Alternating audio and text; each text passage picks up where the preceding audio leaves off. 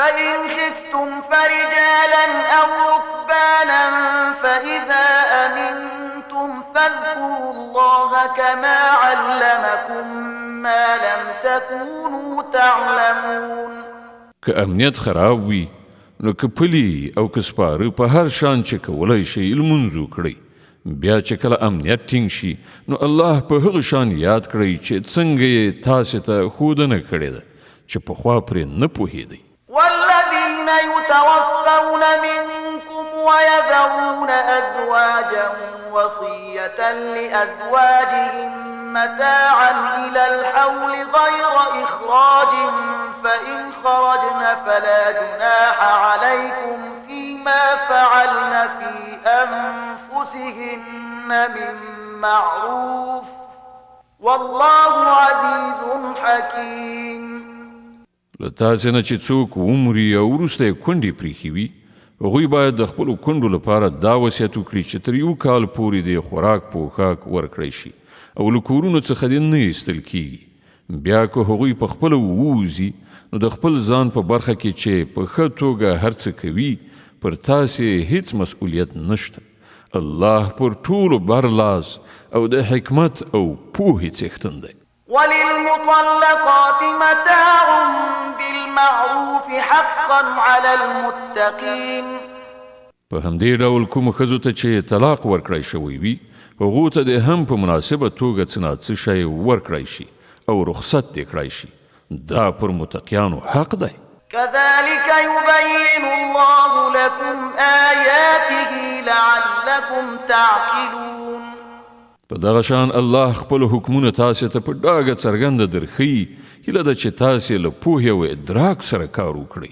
ألم تر إلى الذين خرجوا من ديارهم وهم ألوف حذر الموت فقال لهم الله موتوا ثم أحياهم إن الله لذو فضل على الناس ولكن أكثر الناس لا يشكرون.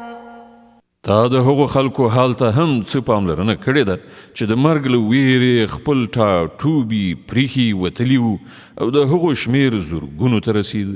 الله هغو ته وویل ومرئ نو مړه شول. بیا یې هغوی د دوهم ځل لپاره راژوندي کړل.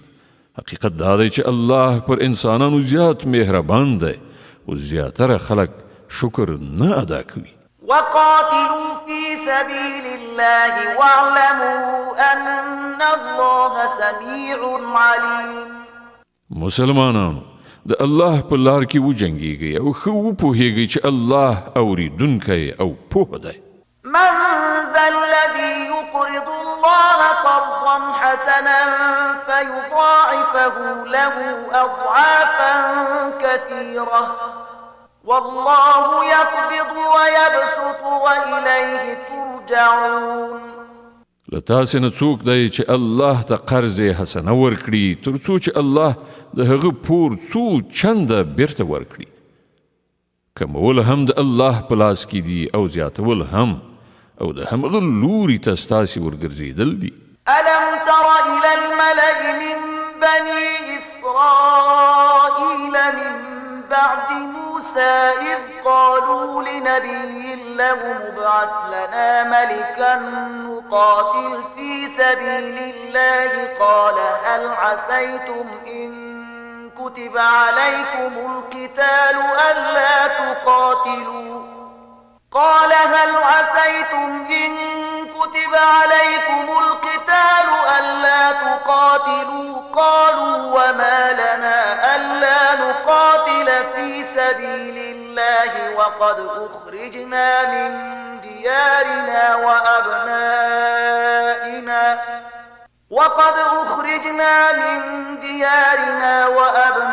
وأبنائنا فلما كتب عليهم القتال تولوا إلا قليلا منهم والله عليم بالظالمين.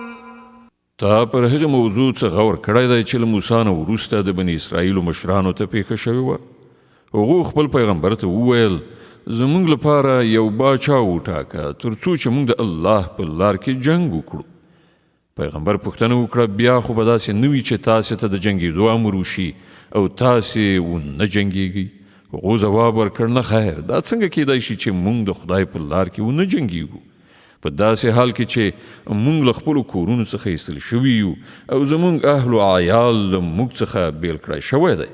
خو کله چې هغو ته د جنګېدو امر وشو نو له یو لږ شمیر نه پرته نور ټول په شا لاړل او الله د هغو هر یو تیری کوونکی پیژني.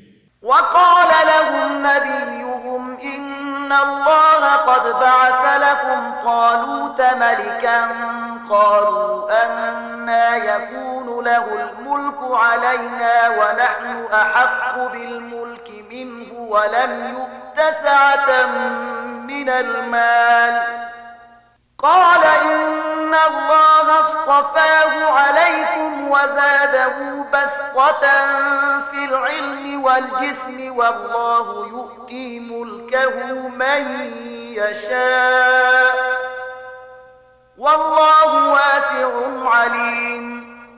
د هغو پیغمبر هغو ته وویل چې الله طالوت ستاسې پادشاه ټاکلی دی. د دې خبرې په اورېدو هغوی وویل هغه څنګه پر موږ باندې د پاچا کېدو استحقاق ومونده؟ د هغه په پرتله موږ د پاچاهۍ زیات وړ یو او هغه ته په مال کې پراخوالی نه دی ورکړی شوی. پیغمبر ځواب ورکړ الله پر تاسې همغه غوره کړی دی او هغه ته یې روحي او جسمي دواړه ډوله پراخ اهلیت وربښلی دی او الله واکمن دی چاته چې خوښه شي خپل ملک ورکوي. خدای سره ډیره پراخي ده او هر څه باندې عالم دی. وقال لهم نبيهم إن آية ملكه أن يأتيكم التابوت فيه سكينة من ربكم وبقية مما ترك آل موسى وآل هارون تحمله الملائكة إن في ذلك لآية لكم إن كنتم مؤمنين. په دې سربیره د هغو پیغمبر هغو ته دا هم وښودله چې د خدای له لوري د باچا په توګه د هغه د ټاکل کېدو نښانه دا ده چې د هغه په زمانه کې به هغه صندوق تاسې ته بیا راشي چې په هغه کې ستاسې د رب له لوري ستاسې لپاره د ډاډګیرنې وسایل دي چې په هغه کې د موسی د کورنۍ او د هارون د کورنۍ موروثي مقدسات دي او هغه چې په رښتیا یې راوړي. که تاسې مؤمنان یې نو دا ستاسې لپاره ډیره ستره نښانه ده. فلما فصل طالوت بالجنود قال إن الله مبتليكم بنهر فمن شرب منه فليس مني ومن لم يطعمه فإنه مني إلا من اغترف غرفة بيده فشربوا منه إلا قليلا منهم فلما جاوزه هو والذين آمنوا معه قالوا لا طاقة لنا اليوم بجالوت وجنوده قال الذين يظنون أنهم ملاقو الله كم من فئة قليلة غلبت فئة كثيرة بإذن الله والله مع الصابرين. بیا چې کله طالوت له لښکر سره وخوځېده نو ویې ویل پر یو سیند باندې د الله له لوري پر تاسې ازمویښت کیدونکی دی. څوک چې د هغه اوبه وڅښي هغه زما ملګری نه دی. زما ملګری یوازې هغه څوک دی چې پر هغو خپله تنده ماته نه کړي. هو که څوک یوه نیمه لپه وڅښي نو ودې څښي خو پرته له یو واړه ټولګي نه نور ټول له هغه سیند نه خړوبه شول. بیا چې کله طالوت او ورسره ملګري مسلمانان له سیند نه پورې وتل وړاندې لاړل نو هغو طالوت ته وویل چې نن په مونږ کې د جالوت او د هغه له لښکرو سره د مقابلې وس نشته. خو د چا چې په دې باور و چې یوه ورځ له خدای سره یو ځای کیدونکي دي هغو وویل ډېر ځله داسې شوي دي چې یو وړوکی ټولګی د الله په امر پر یوې لویې ډلې برلاس شوی دی. الله د صبر کوونکو ملګری دی. ولما برزوا لجالوت وجنوده قالوا ربنا أفرغ علينا صبرا وثبت أقدامنا وانصرنا على القوم الكافرين. او کله چې هغوی د جالوت او د هغه د لښکرو مقابلې ته ووتل نو یې دعا وکړه ای زمونږ ربه مونږ ته صبر راکړه زمونږ قدمونه ټینګ کړه او پر دې کافره ډله مونږ برلاسي کړه.